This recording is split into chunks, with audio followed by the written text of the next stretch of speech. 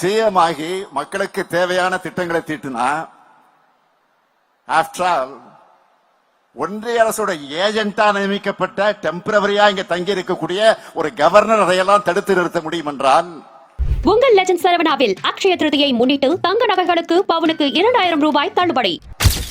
அரசு மற்றும் அரசு உதவி பெறக்கூடிய கல்லூரிகள், கல்வி நிறுவனங்களை சார்ந்திருக்கக்கூடிய அனைவருக்கும் என்னுடைய மனமார்ந்த நன்றி நன்றி. பங்கெடுத்து பாராட்டுரை வழங்கின கல்வியாளர்களுக்கு என்னுடைய நன்றி. இங்க நிறைய ஸ்டூடெண்ட்ஸ் இருக்கீங்க, நாளைய தலைவர்கள் நீங்களே யோசிச்சு பாருங்க.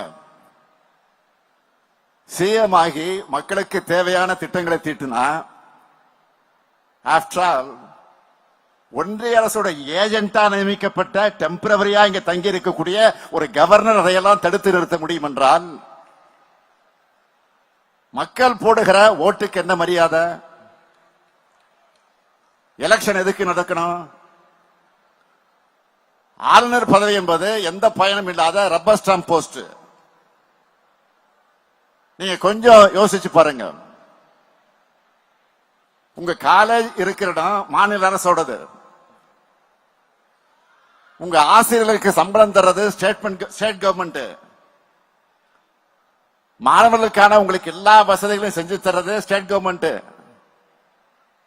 ஆனா உங்க யூனிவர்சிட்டியோட நிர்வாகத்தை கவனிக்கிற விசிய ஆளுநர் நியமிக்க முடியுமா? எந்த வகையில நியாயம்? அதனாலதான் கோர்ட்டுக்கு போவோம்னு டிசைட் பண்ண.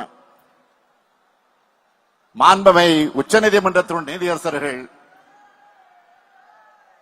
பர்த்திவாலா அவர்களும் மகாதேவன் அவர்களும் அடங்கிய அமர்வு அரசியலமைப்பினுடைய வழி நின்று தெளிவான தீர்ப்பை வழங்கி பல ஆண்டுகளாக நிலவின ஒரு பிரச்சனைக்கு முடிவு கட்டியிருக்காங்க. சிம்பிளா சொல்லணும்னா பூனைக்கு மணி கட்டியிருக்காங்க.